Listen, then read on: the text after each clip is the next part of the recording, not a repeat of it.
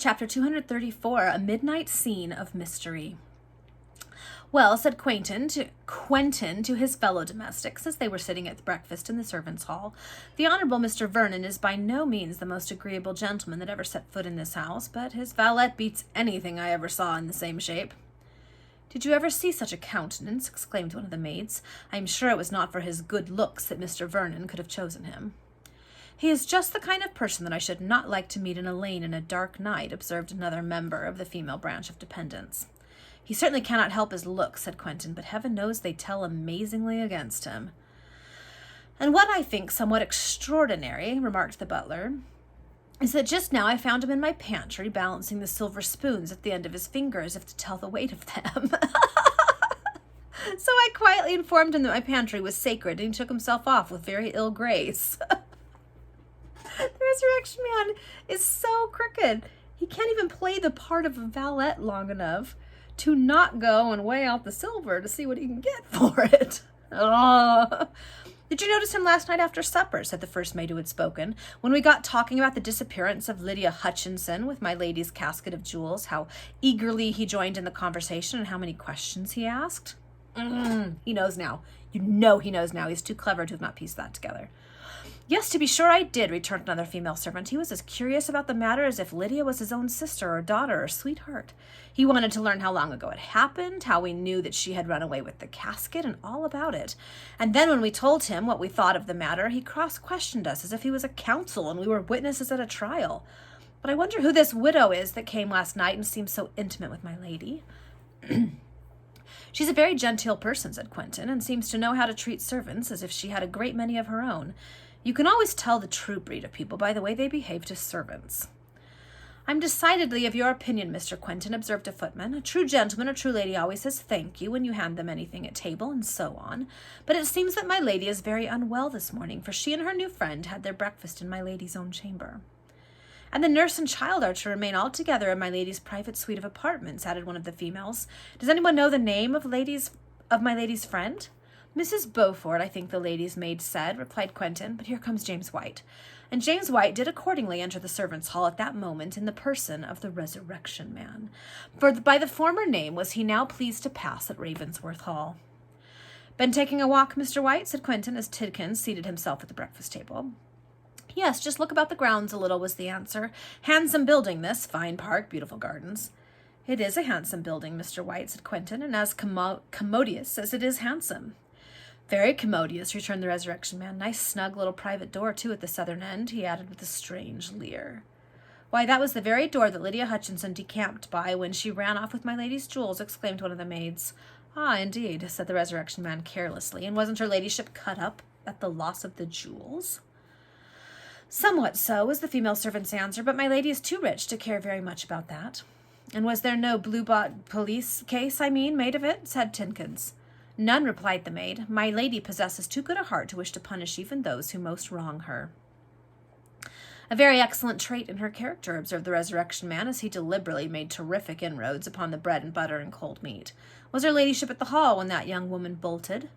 No, she had gone to London early in the morning of the very same day. But there's my lady's bell. And the female servant, who had been thus conversing with the Resurrection Man, hastened to answer the summons. In a few minutes she returned, saying, Mr. Quentin, you are wanted in the little parlor opposite my lady's room. The valet repaired to the apartment named, where Eliza Sidney was waiting for him.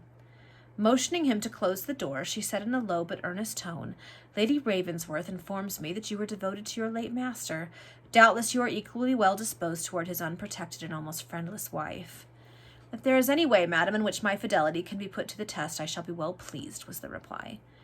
In a word, then, continued Eliza, your mistress and the infant heir are in danger, and it behooves you to aid me in defeating the machinations of their enemies. After what I have now said, are your suspicions in no way excited? I confess, madam, answered Quentin, that the presence of a certain person in this house— You allude to the Honourable Mr. Vernon, exclaimed Eliza, and you are right. He has domiciled himself here without invitation, without apparent motive, and he is attended by an individual capable of any atrocity. Mr. Vernon's valet? Said Quentin interrogatively. The same, was the reply, but I dare not explain myself more fully at present. What I now require of you is to watch all the proceedings of Mr. Vernon and his attendant, and report to me whatever you may think worthy of observation. "I will not fail to do so, madam," returned Quentin.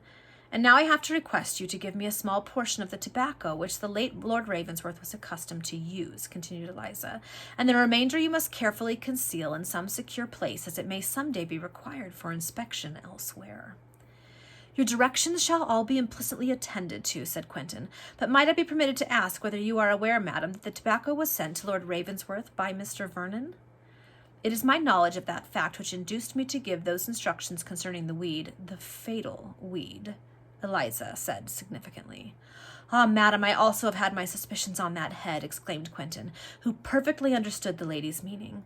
"I hinted those suspicions to the medical gentleman who attended my lord in his last moments, and he had the tobacco analyzed by a skilful chemist, but the result did not turn out as I had expected." "Lady Ravensworth has already mentioned this fact to me," said Eliza. "I have, however, conceived a means of submitting the weed to a better test, but of this and other subjects I will speak to you more fully hereafter." Quentin withdrew to fetch a small sample of the tobacco, which he shortly reappeared with. Eliza renewed her injunctions to watch the movements of Vernon and his valet, and then hastened to rejoin Lady Ravensworth. The day passed without the occurrence of anything worth relating, but in the evening one or two little circumstances in the conduct of Mr. Vernon's valet struck the now watchful Quentin as being somewhat peculiar.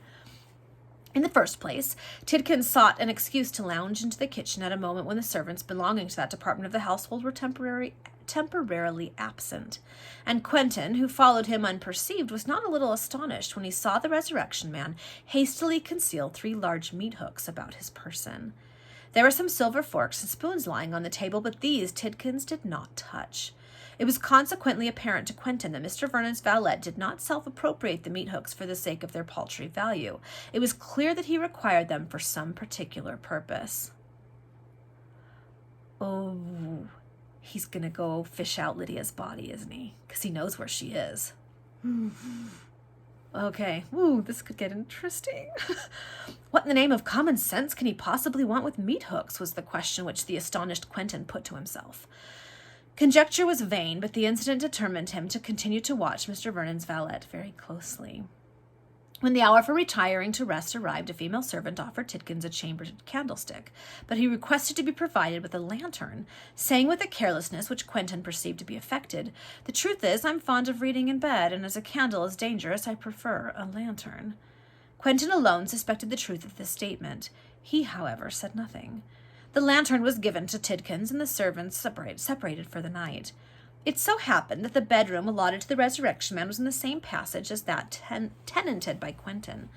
Suspecting that Tidkins required the lantern for some purpose to be executed that night, Quentin crept along the passage and peeped through the keyhole of the other's chamber. He was enabled to command a good view of the interior of that room, the key not being in the lock, and he beheld Tidkins busily engaged in fastening the meat hooks to a stout stick about 1.5 feet long.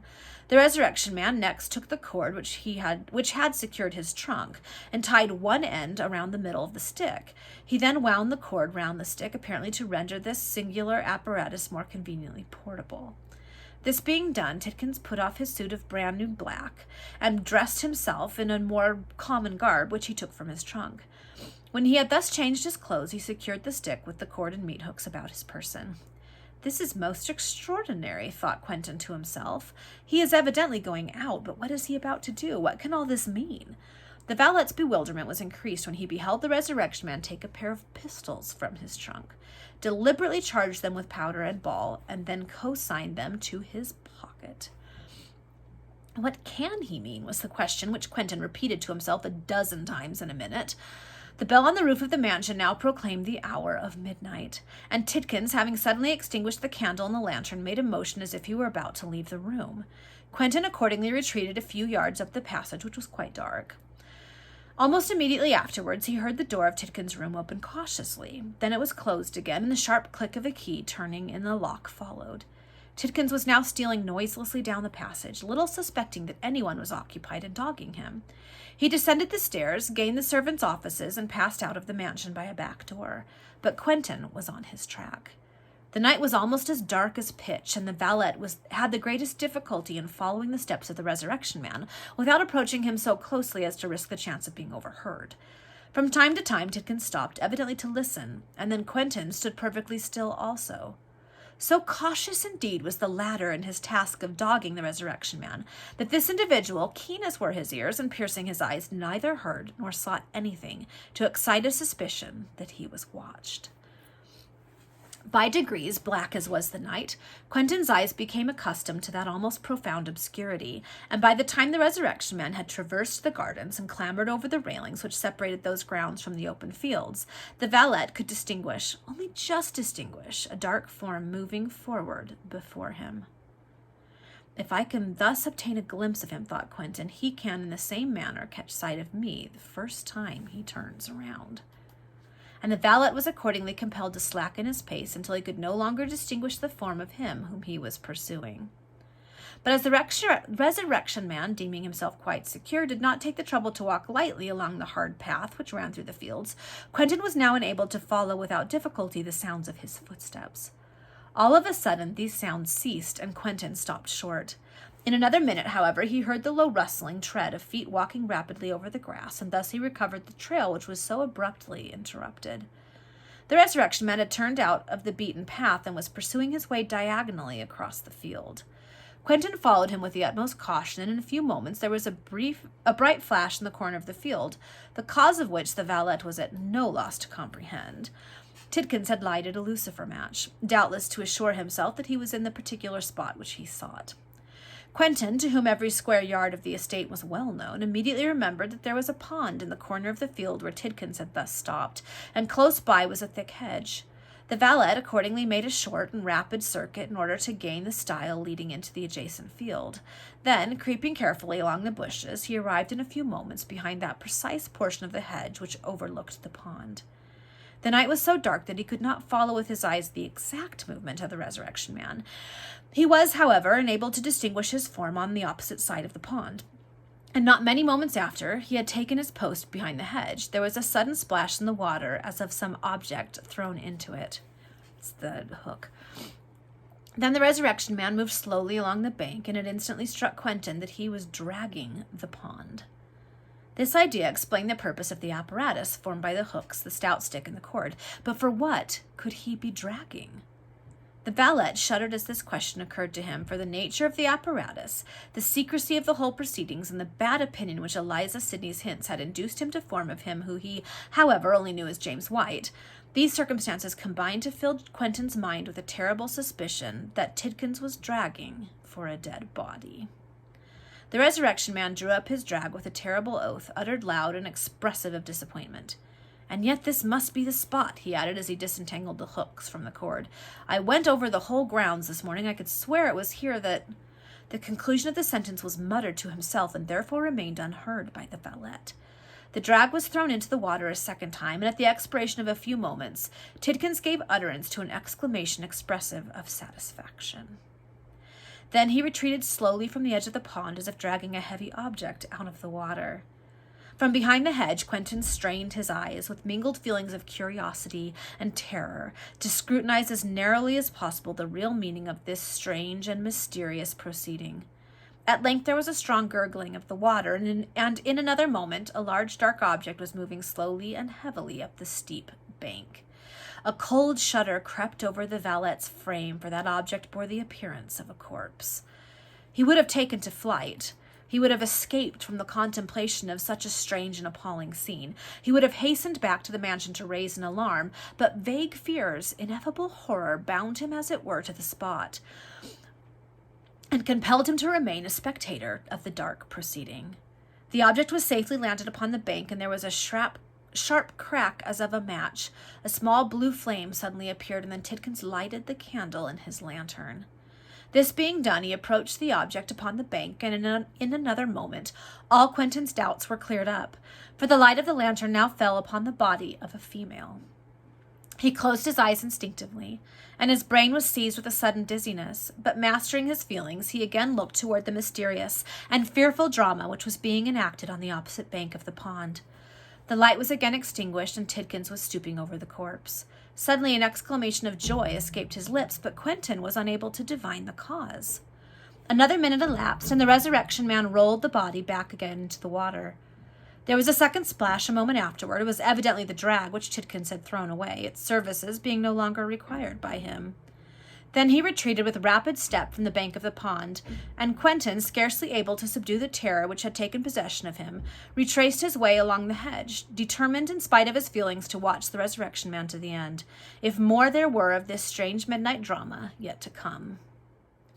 Having hastily performed the short circuit that was necessary to bring him back into the field through which Tidkins was now proceeding, Quentin shortly came within sight of that individual's dark form, moving rapidly along the beaten path.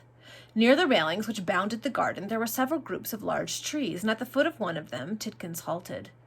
Stooping down, he appeared to be busily employed for some minutes in digging up the earth. Quentin approached as nearly as he could without incurring the risk of discovery, and the motions of the Resurrection Man convinced him that he was indeed engaged in burying something at the foot of the tree. This task being accomplished, Tidkins clambered over the palings and pursued his way through the gardens towards the back gate of the hall.